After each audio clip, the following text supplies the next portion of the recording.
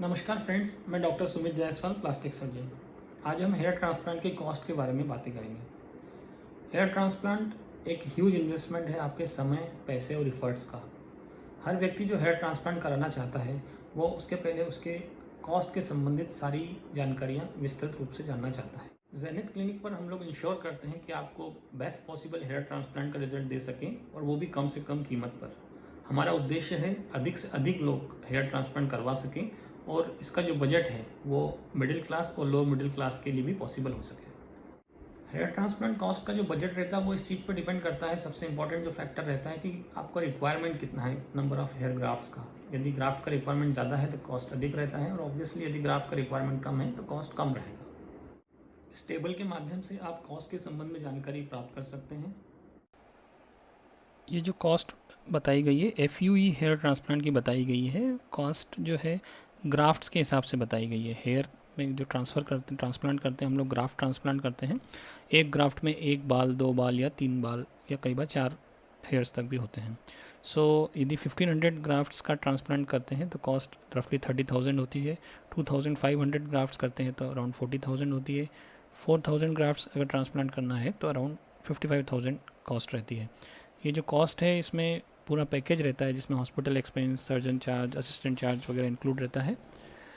सिर्फ मेडिसिन जो रहती हैं वो कॉस्ट एक्स्ट्रा रहती है, जो पोस्ट ऑपरेटिवली आपको 5 दिन तक या उसके बाद लेना रह सकती है। वो मेडिसिन का कॉस्ट रफली अराउंड 1000 to 2000 रुपीज़ एक्स्ट्रा रहता है। आप देख सकते हैं कि जो कॉस्ट है वो ग्राफ्ट के हिसाब से चेंज हो रही है। पर ग्राफ्ट जो कॉस्ट है, अगर अधिक ग्राफ्ट का रिक्वायरमेंट रहता है तो टोटल कॉस्ट कम रहती है और यदि कम रिक्वायरमेंट रहता है तो पर ग्राफ्ट कॉस्ट बढ़ जाती है। जो रेंज है हमारा कॉस्ट का 13 रुपीज़ पर ग्राफ्ट से लेकर 18 to 20 रुपीज़ पर ग्राफ्ट तक होता है। इसी तरीके से यदि 4000 ग्राफ्ट के करीब चाहिए रहता है तो कॉस्ट 60,000 रुपीज़ होती है।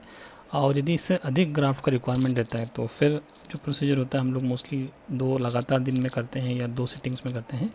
ये जो प्रोसीजर रहता है इसके साथ जो कॉस्ट है इसमें 2 PRP के सेशन फ्री रहते हैं। एक PRP तो ऑपरेशन के दौरान होता है और एक उसके 15 दिन बाद हम लोग कॉम्प्लीमेंट्री देते हैं।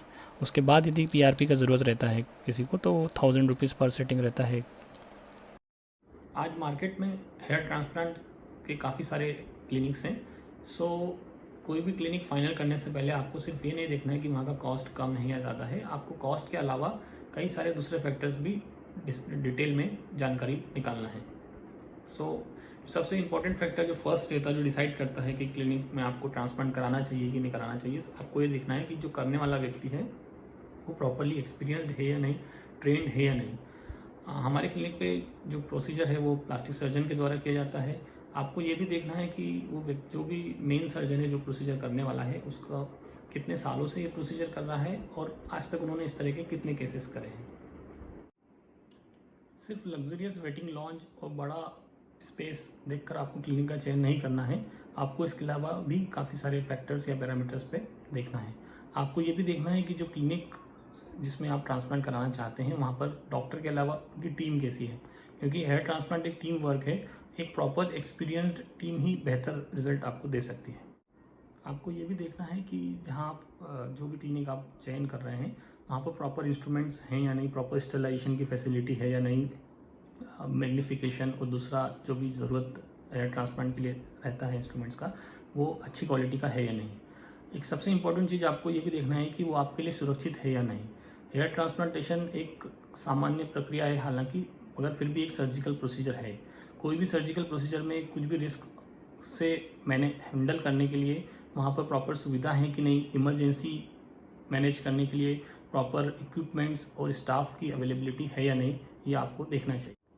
हम लोग जो प्रोसीजर करते हैं वो प्रॉपर ऑपरेशन थिएटर में करते हैं जहाँ पर सारी मेजर OT ऑपरेशन करने की फैसिलिटीज़ होती हैं और कोई भी इमरजेंसी कंडीशन को हैंडल करने के लिए प्रॉपर इक्विपमेंट्स और स्टाफ, ट्रेंड स्टाफ अवेलेबल रहता है।